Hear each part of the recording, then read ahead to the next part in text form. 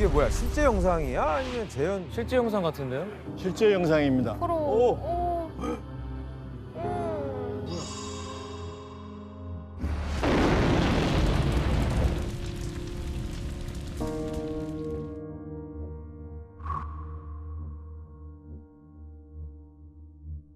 저 사진 퓰리처 사진전에서 본 적 있어요. 퓰리처 상을 받은 유명한 사진입니다. 겁에 질린 아이가 울부짖으며 도망가는 모습을 담은 이 사진. The Terror of War. 전쟁의 공포라는 얘기입니다.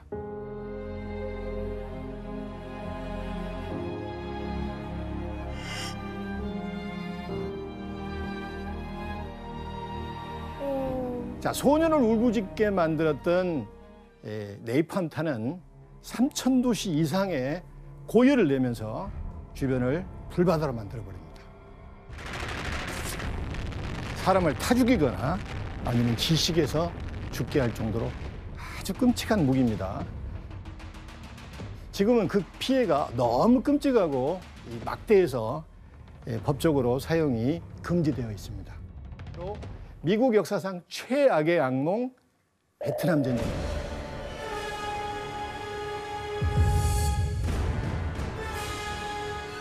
다들 베트남 전쟁에 대해서 어떻게들 알고 계십니까? 우리 혜정 씨는. 일단은 그 베트남 전쟁이 워낙 미국 사회에 미친 영향이 커서 그런지 관련 영화가 진짜 많더라고요. 좀 오래된 영화긴 한데 람보에서도 보면 정말 주인공이- 전쟁 광이시네. 이거 80년대 영화일 거예요. 근데 그 람보 알죠? 람보가 베트남 참전 용사였는데 거기서 돌아와서 후유증을 겪는 캐릭터로 나오거든요.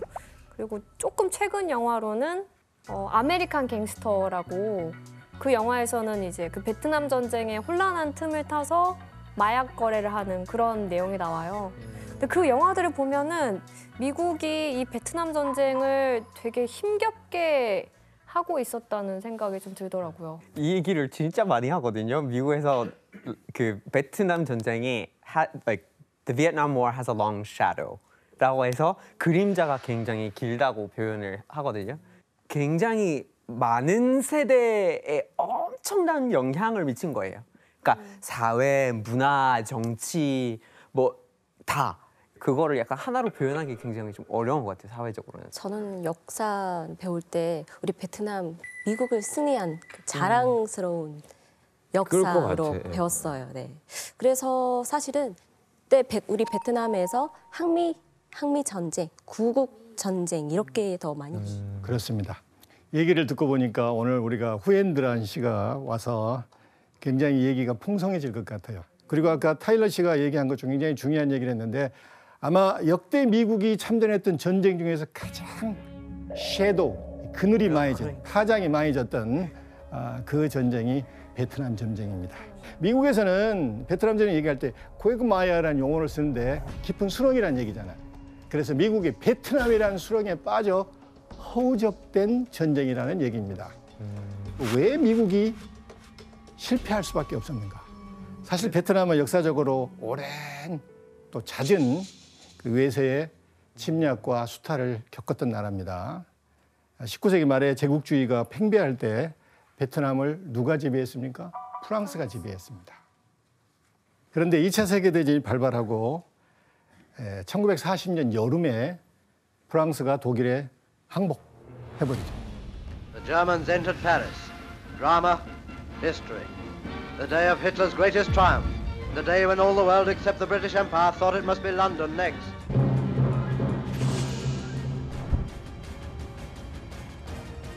그러자 어떤 나라가 베트남에 들어왔을까요?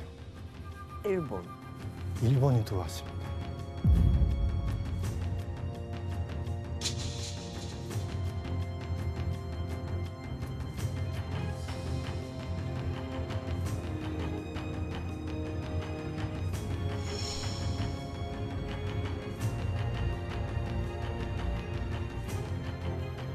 베트남 국민들이 일본 통치 기간에 얼마나 식량 수탈이 많았던지 당시 베트남 인구의 10%에 해당하는 200만 명이 굶어 죽었습니다.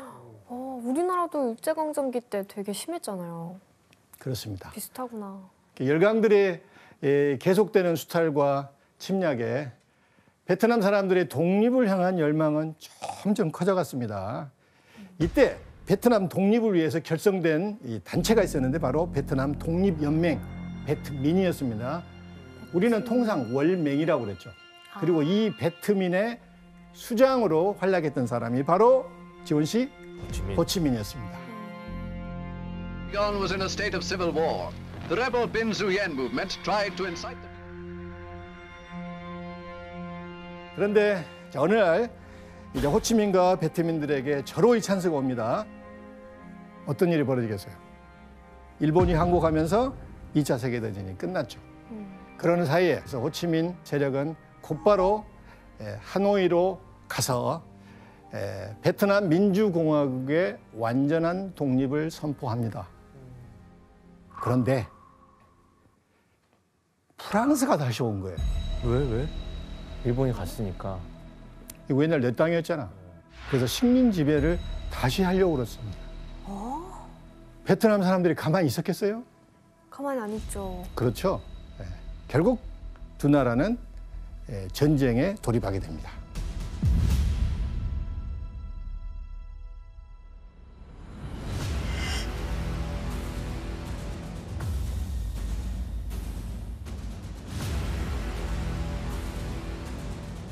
그래서 1946년에 시작된 전쟁이 1954년에 가야 마무리됩니다. 승리는 누구에게 돌아갔을까요? 베트남인가 보네요. 오늘 지원 씨 좋습니다. 베트남이 승리합니다. 1954년 디엠비엠프 유명한 전투입니다. 프랑스가 베트민에게 대패를 당합니다. 식민지 국가였기 때문에 조금 얕잡아봤죠.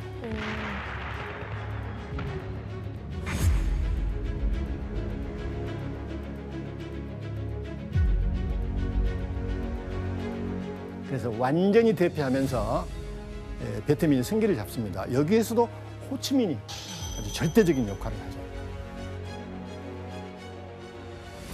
그러면 이제 그 프랑스와 전쟁 이후에는 이제 완전히 독립이 딱 된 걸로 다른 나라들한테 인정을 받은 건가요? 그랬으면 얼마나 좋았겠어요. 또 와요, 누가?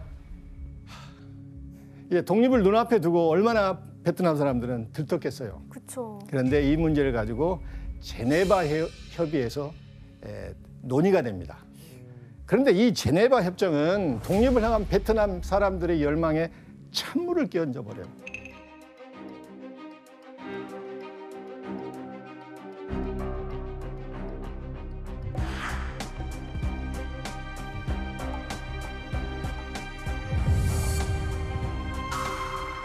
대체 어떤 내용인지 협정의 내용을 한번 볼까요? 북이 17도선을 경계로 호치민 정부군은 이 북으로, 프랑스군은 이 남으로 이동한다. 정치적 통일 문제는 1956년 7월, 그러니까 2년 안에 총선거를 실시하여 결정한다. 이후 일체 애국 군대는 지원될 수 없으며 프랑스군은 총선거 때까지 주둔할 수 있다. 뭐지? 그럼 이 17도선 경계로 남북이 또 갈린 거예요? 그게 가슴이 아픈 거예요. 자, 북이 17도선을 기준으로 하노이를 중심으로 한 북베트남, 그리고 사이공을 중심으로 한 남베트남으로 분단됩니다. 우리가 해방 이후 38도선으로 분단된 것과 아주 비슷하죠? 너무 비슷해요. 그러니까 그때도 우리의 의지에 상관없이 강대국들에 이렇게 분단됐듯이 베트남도 똑같은 상황이었는 거네요. 그래서 북이 17도선을 기준으로 북베트남에는 호치민을 중심으로 한 공산주의 세력이 자리를 잡게 되고 남베트남에는 비공산 세력이 자리를 하게 되죠. 그런데 이 남베트남 안에는 또 다른 조직이 있습니다. 어떤 조직이 있을까요? 뭔 조직이지? 뭔가 그 게릴라전 펼치는 베트콩입니다. 사람들 아닌가요? 베트콩. 베트콩.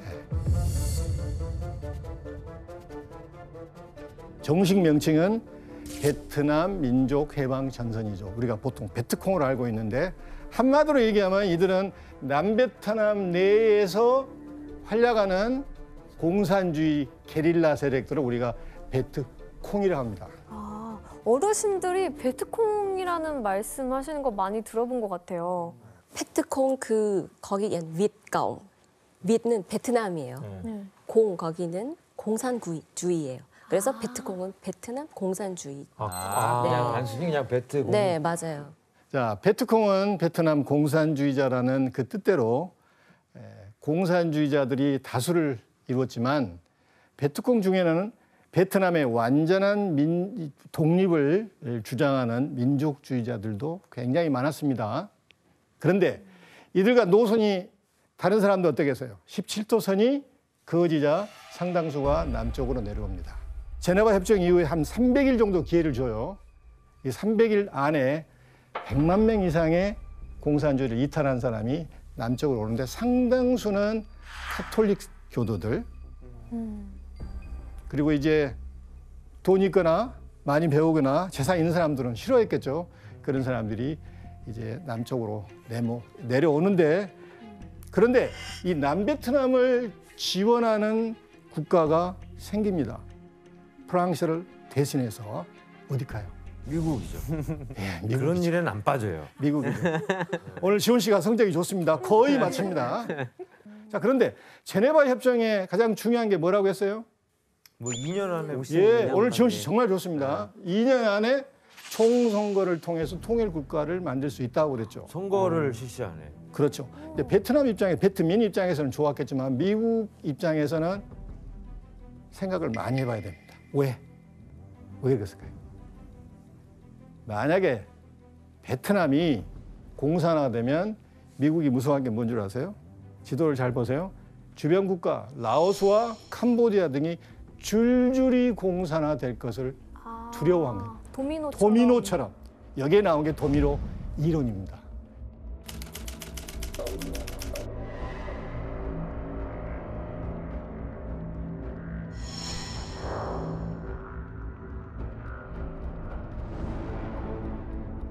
그래서 그 문제를 차단하기 위해서 베트남의 통일 문제에 미국이 개입한 거예요.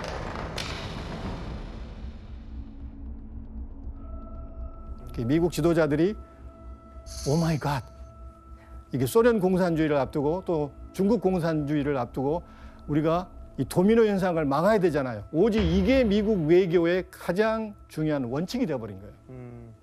북쪽은 호치민이라는 절대적인 지도자가 있고 단결이 돼서 사실 정치, 경제, 문화 부분에서 북베트남은 상당히 안정이 되고 있었습니다.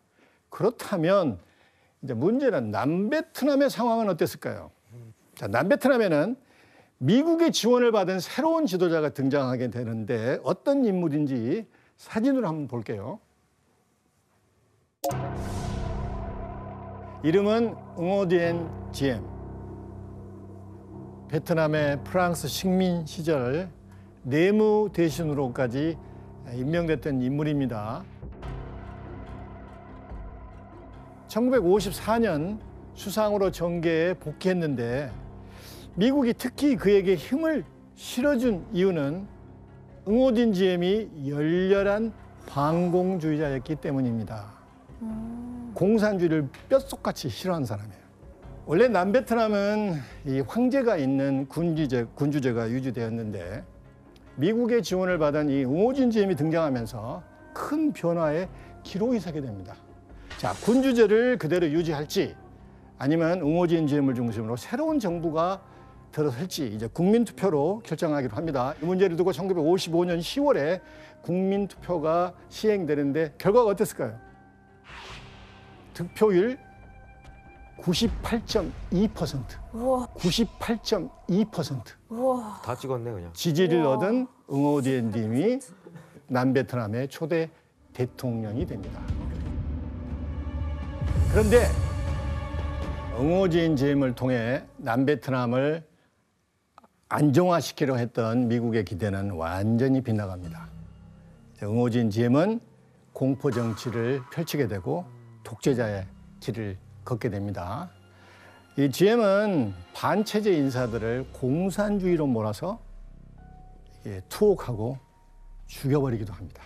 약 12,000명이 처형당합니다. 1955년에서 58년까지 정치범으로 수감된 사람이 약 4만 명에 이릅니다.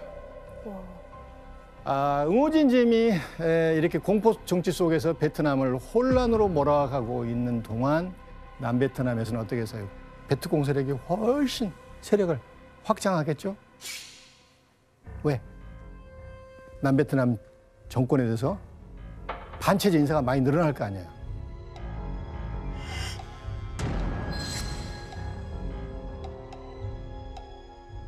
자, 처음 미국이 베트남에 개입한 가장 중요한 이유가 뭐라고 했습니까? 공산주의를 그렇습니다. 공산주의를 막기 위해서 그 당시 대통령이 존 F 유명한 케네디입니다.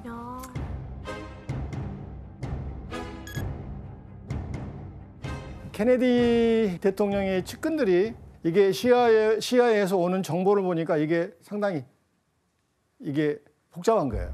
자칫하면은 완전히 남베트남이 공산주의로 넘어갈 것 같아요. 그래서 결과 이거 큰일 났다. 베트콩 세력이 만만치 않은 거예요. 이거 안 되겠습니다.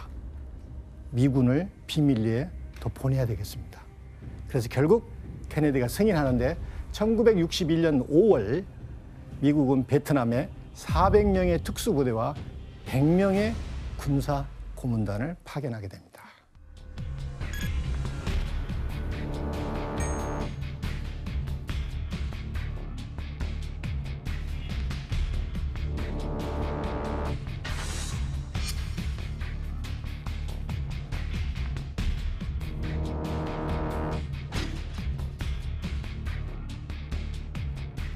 자, 미군이 투입된 이후에 남베트남의 상황이 좋아졌을까요?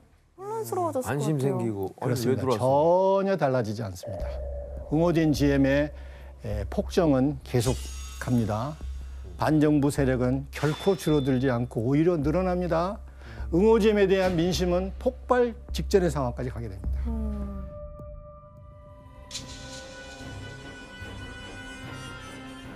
이 GM이 특히나 노골적으로 탄압하고 박해했던 곳이 어딘 줄 아십니까? 불교입니다. 불교. 이 카톨릭 신자였던 GM은 남베트남을 카톨릭 국가로 만들려고 했어요. 그런데 이 남베트남 사람들이 거의 대부분 막 80% 이상이 불교도였는데 불교 마을이나 사찰을 폭파하고 철거하고 게다가 불교도들과 승려들이 말을 안 들으면 공산주의로 몰아서 탄압하고 처형까지 해버립니다. 그럼 민심을 잃지. 그러다 1963년 6월 사이공에서 충격적인 사건 하나가 벌어집니다. 뭐죠? 여러분 놀리시면 안 됩니다. 대체 무슨 일이 있었을까요? 영상을 한번 보겠습니다.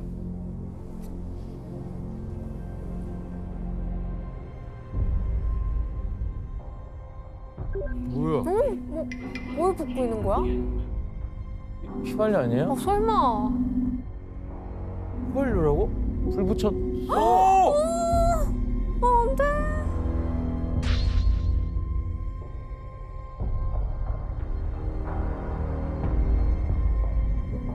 이게 어떡해.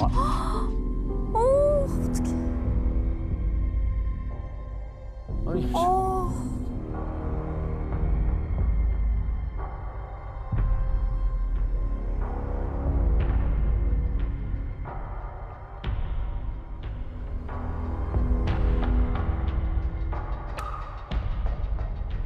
틱광득이라는 스님이 응호된 GM의 폭정과 불교 탄압에 저항하는 의미로 분신하는 사건입니다. 스스로요? 불교에서는 자신의 몸을 태워서 부처에게 바치는 일을 소신공양이라고 그럽니다. 그만큼 불교도들의 상황이 절박했던 거예요. 당시 이 소신공양을 지켜봤던 뉴욕타임즈 기자가 남긴 글이 있는데 혜정 씨가 한번 읽어줄래요? 불꽃이 솟구치더니 몸이 서서히 오그라들면서 머리는 새까맣게 타들어갔고 사람 살 타는 냄새가 진동했다.